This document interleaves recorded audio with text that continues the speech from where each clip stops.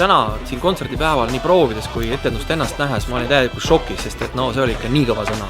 Ja mis veel lisaks sellele, ma sain seda vaadata täna esimest korda tõesti saalist ja veel teise rõdu pealt. No see vaatepilt, mis tuli sealt suure rõdu pealt ja alla vaadata, kõiki neid kujundeid näha.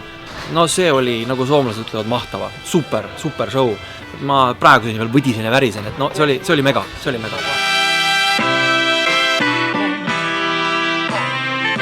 Ma arvan, et väga hea töö.